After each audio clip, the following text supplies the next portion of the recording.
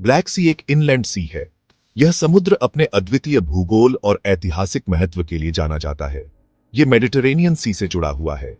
Mediterranean सी जो अपने नीले पानी और समृद्ध सांस्कृतिक इतिहास के लिए प्रसिद्ध है, ब्लैक सी के साथ एक महत्वपूर्ण संबंध रखता है। यह कनेक्शन बॉस्फोरस स्ट्रेट के थ्रू है। बॉस्फोरस स्ट्रेट जो इस्तांबुल को दो महाद्वीपों यूरोप और एशिया में विभाजित करता है, एक महत्वपूर्ण जलमार्ग है। फिर ये सी ऑफ मार्मरा और डार्डनेल स्ट्रेट से होकर जाता है। सी ऑफ मार्मरा और डार्डनेल स्ट्रेट दोनों ही ऐतिहासिक और रणनीतिक दृष्टिकोण से महत्वपूर्ण हैं। 6 कंट्रीज ब्लैक सी की बॉर्डर शेयर करते हैं।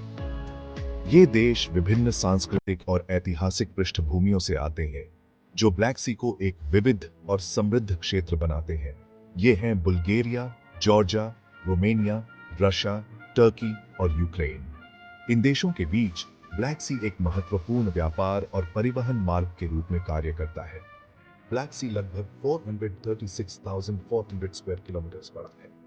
इसका विशाल क्षेत्र इसे एक महत्वपूर्ण समुद्री क्षेत्र बनाता है। यह लगभग 1175 किलोमीटर लंबा है। इसकी लंबाई और चौड़ाई इसे एक प्रभावशाली प्राकृतिक विशेषता बनाती है।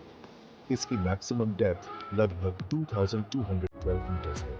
इसकी गहराई इसे एक महत्वपूर्ण समुद्री अनुसंधान क्षेत्र बनाती है। ब्लैक सी में इंपॉर्टेंट रिवर्स आकर मिलते हैं। ये नदियां ब्लैक सी के पारिस्थितिकी तंत्र और जलवायु को प्रभावित करती हैं।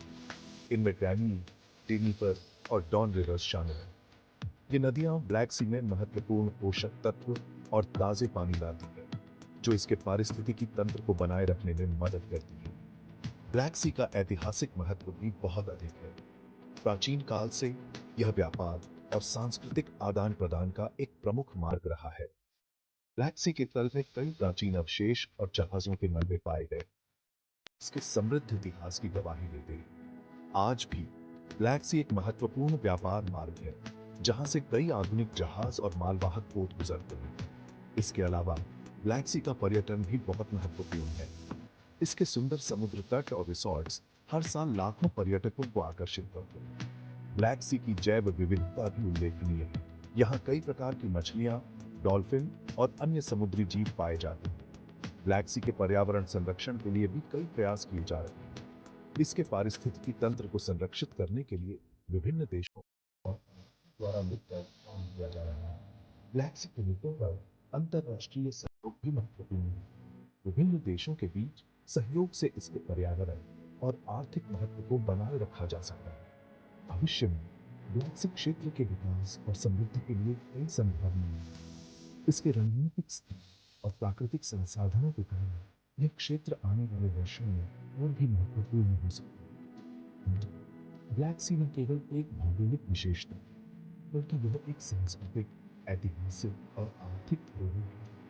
इसका महत्व आने वाले समय में और भी बढ़ेगा। ब्लैक सी काला नहीं है, तो इसे ब्लैक सी क्यों कहते हैं? इसके नाम के बारे में कई थ्योरीज हैं। एक थ्योरी कहती है कि सेलर्स इसे इसके डार्क और स्टॉर्मी वाटर्स की वजह से ब्लैक कहते थे। दूसरी थ्योरी ब्लैक सी के यूनिक फीचर पर फोकस करती है। इसमें लो ऑक्सीजन जोन है। इसका मतलब है कि चीजें स्लोली डिकम्पोज होती है और टाइम के साथ ब्लैक हो जाती है।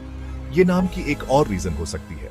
ब्लैक सी का एक यूनिक फीचर है, इसे अनॉक्सिया कहते हैं। अनॉक्सिया का मतलब है पानी में ऑक्सीजन बहुत कम है।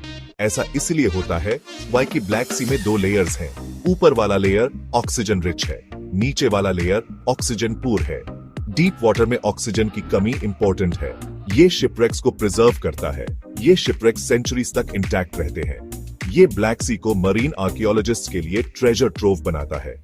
ब्लैक सी सेंचुरी से ट्रेड के लिए इंपॉर्टेंट रहा है। ये यूरोप को एशिया से कनेक्ट करता था। एंशिएंट ग्रीक्स और रोमन्स ब्लैक सी पर ट्रेड करते थे। उन्होंने इसके शोर्स पर कॉलोनीज बनाई। बाइजेंटाइन एम्पायर ने कई सालों तक ब्लैक सी को कंट्रोल किया। बाद में ऑटोमन एम्पायर ने इसे अपने कब्जे में ले लिया। ब्लैक सी इन एम्पायर्स के लिए एक स्ट्रेटेजिक वाटरवे था। इसने ट्रेड और एक्सपेंशन को आसान बनाया। सेक्शन 6 एनवायरमेंटल कंसर्न्स और बायोडाइवर्सिटी। ब्लैक सी एनवायरमेंटल चैलेंजेस फेस कर रहा है। पोल्यूशन एक मेजर चैलेंज है। एग्रीकल्चरल रन ऑफ और इंडस्ट्रियल डिस्चार्ज पानी को पोल्यूट करते हैं। ये मरीन लाइफ को हार्म करता है। ओवरफिशिंग एक और प्रॉब्लम है। ये फिश स्टॉक्स को कम करता है, ये इकोसिस्टम को अफेक्ट करता है। क्लाइमेट चेंज भी ब्लैक सी को अफेक्ट करता है, ये वाटर टेम्परेचर्स और सी लेवल्स को बढ़ाता है।